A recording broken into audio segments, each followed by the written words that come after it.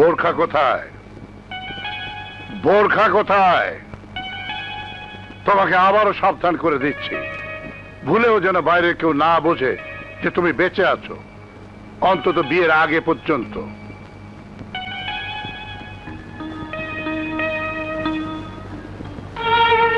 ভাবলাম তোমাকে সাথে করে নিয়ে বিয়ের কার্ড আগে থেকেই পছন্দ করে রাখবো, কিন্তু তুমি যে বোরখা লাগিয়েছো এর ভেতর থেকে দেখবে কি করে এটা আমি ভেবেই পাই না।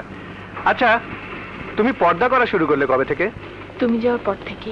ড্যাডি বলেছেন এখন থেকে এভাবেই চলতে। Very good decision. অন্তত তোমাকে কেউ আমার কাছ থেকে কেড়ে তো আর নিতে পারবে না।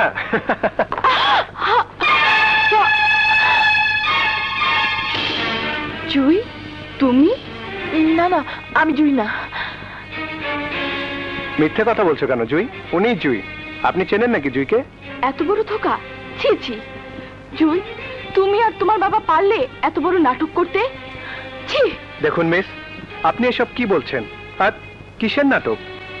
কিসের নাটক তা জুইকেই জিজ্ঞাসা করে দেখুন। সাহেব, এখান থেকে চলো। তুমি নাটক করে ভেবেছো সবাইকে ধোকা দিয়েছো, তাই না? যার সাথে তুমি এই নাটক করেছো তার জন্য আল্লাহ তোমাকে ক্ষমা করবে না জুই। সে তোমার কাছে কি চেয়েছিল? একটু ভালোবাসা, একটু প্রেম। তা দিতে তোমার এত কুণ্ঠা। এবার আমি বুঝেছি জুই কেন আপনাকে পাত্তা দিতে চাইছে না। আপনি নিশ্চয়ই পাগলাগারদ থেকে পালিয়ে আসা কোনো পাগল। বি কেয়ারফুল, নইলে কিন্তু আমার হাত উঠে যাবে। রাখেন সাহেব, হাত উঠাতে হলে আপনার সাথীর গায়ে উঠান।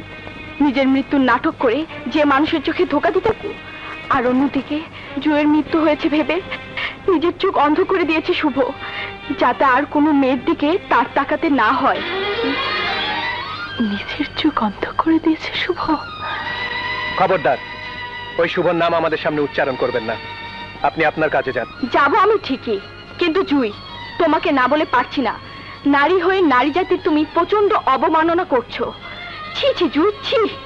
সত্যিকারে ভালোবাসা চিনতে তুমি ভুল করেছো।